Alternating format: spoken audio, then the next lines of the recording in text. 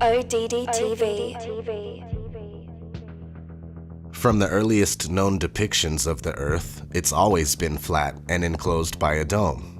The Egyptians, Norse, Hindus, Mayans, Incas, Navajos, Hebrews, etc. all knew that the Earth is flat and covered by the firmament, which is basically an impenetrable barrier encapsulating the flat plane.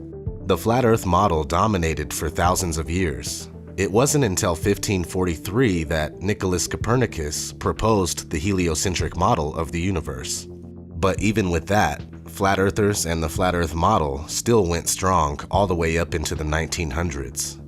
We see proof of that with books like Zetetic Cosmogony by Thomas Winship, published in 1899, Terra Firma, The Earth Not a Planet, Proved from Scripture, Reason, and Fact by David Wardlaw Scott, published in 1901, or even Kings Dethroned by Gerard Hickson, published in 1922, where the author details all of the problems with heliocentrism and the mistakes made by people like Copernicus, Einstein, Newton, Kepler, etc. So we see from the beginning of time all the way until the 1900s, the flattened stationary Earth was going strong.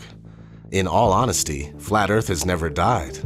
But for the sake of this video, we'll say up into the early and mid-1900s. In a magazine from August 1931 called Popular Science, explorer Auguste Piccard went on record stating, "It seemed a flat disk with an upturned edge after ascending 10 miles high on a balloon." 10 miles is only a little over 50,000 feet. Today, we have balloons going up to 121,000 plus feet, which is almost 23 miles, and the Earth still shows nothing but flatness. Not to mention, the horizon remains at eye level at that height, something that would not be possible if the Earth was a sphere. Mainstream science says that curvature becomes visible at 35,000 feet. It simply is not so. Now let's run through another timeline, the timeline of trying to hide the flat Earth. Now we're gonna exclude Copernicus here. We know that heliocentrism, spinning ball Earth, has been pushed since the 1500s, but it wasn't until the 1900s that moves were made to hide the true shape and nature of the Earth. In fact, they started programming us in 1912, before Earth's shape was even proven, supposedly. With the founding of Universal Pictures, we have been shown a spinning globe before every movie by that company for over 100 years. But anyway, that started in 1912, and we kept cruising, and in 1946, we have Operation High Jump, where an expedition to Antarctica was led by Admiral Richard E. Byrd. They say they went to Antarctica to train, test equipment, and test the possibilities of establishing and maintaining military research bases. They claim to have charted the Antarctic coastline during this time. Who knows what else they found? Fast forward a little bit. 1955, Operation Deep Freeze. This is just an expansion of High Jump, where more research bases are added to Antarctica. Fast forward a little more, 1958. NASA is established, followed by the proposal of the Antarctic Treaty in 1959, and the implementation of it in 1961. The treaty basically puts Antarctica off limits to civilians, with the exception of guided tours that are carefully supervised. In 1962, Operation Fishbowl takes place. Now this is where people start thinking that they found the firmament or dome during Operation High Jump or Operation Deep Freeze, because for some reason, they started firing nuclear missiles straight up as if trying to mess with the firmament somehow. And not to mention the name of the project, Fishbowl, easily symbolic for the enclosed nature of our world. A lot of people don't believe in nukes, nuclear weapons, but I obviously can't confirm one way or the other. Just do your own research. Okay, so the same year, 1962, JFK gives his famous "We choose to go to the moon" speech. Now, I think all of these events tie into these guys finding out about the true disposition of Earth, including the crystalline canopy, that we can't get past. Keep that in mind. They know we are trapped in and we can't leave. And they choose to pretend like we can leave, which comes back and bites them in the ass later. We'll get there, but let's continue. 4 years later, 1966, Lunar Orbiter 1 captures the supposed first ever picture of Earth from deep space. 2 years after that, in 1968, Apollo 8 captures this. In 1969, they capture this after Apollo 11 lands man on the moon for the very first time.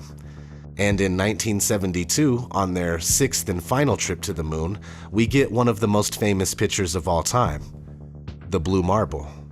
These alleged pictures of Earth, especially 1972's blue marble, are the entire reason behind pretending to go to the moon in the first place. The spherical Earth, flat Earth debate is over. All the ancient cultures of the world and all of the authors writing flat Earth books well into the 1900s are incorrect. The Earth is not flat. NASA has proved it. It's over. You live on a spinning ball, just like Universal Pictures predicted. Only one problem with that. It's now 2017. Curvature cannot be detected by anyone on Earth. Motion can't be detected, nor has it ever been proven, and now all of a sudden we can't figure out how to get past low Earth orbit. Early in the next decade, a set of crewed flights will test and prove the systems required for exploration beyond low Earth orbit.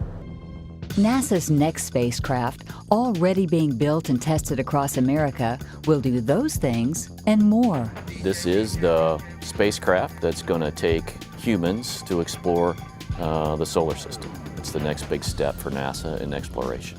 Called the Orion Multipurpose Crew Vehicle, or MPCV, this next-generation spacecraft will enable America to explore beyond low Earth orbit. As we get further away from Earth, we'll pass through the Van Allen belts, an area of dangerous radiation. We must solve these challenges before we send people through this region of space. The kinds of technologies that we're testing out on Space Station are definitely helping us with our goals of going beyond low Earth orbit. I think and many would consider it maybe even science fiction. The plan that NASA has is to build a rocket called SLS, which is a heavy lift rocket.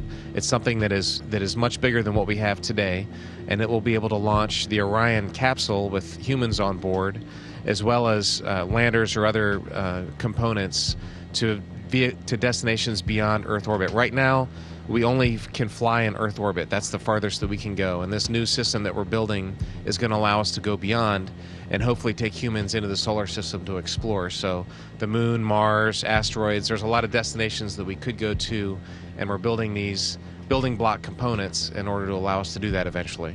Low Earth orbit is between 99 miles and 1,200 miles away. So we'll say that we can't get past 1,200 miles, and that's a big problem because the moon, according to the heliocentric model, is about 237,000 miles away. Now that's a big difference. Why was it so easy to go to the moon 6 times between 1969 and 1972, but we can't go even 1% of that distance now in 2017? Yeah, 1%. We can't even go 1% of that distance. Of course, they blame it on the idea of a radiation belt, but the truth is that the Van Allen belt is a cover story for the firmament. We live on a flat plane inside of an enclosed structure. It has always been this way, and it will always be this way. The ridiculous notion of us living on a spinning ball darting through infinite space is very new on the complete timeline of mankind. And at the rate things are going, it won't be around much longer. The deception of heliocentrism will have been a very short-lived attempt at removing man from his and her divine nature. This is ODD TV. Thanks for watching.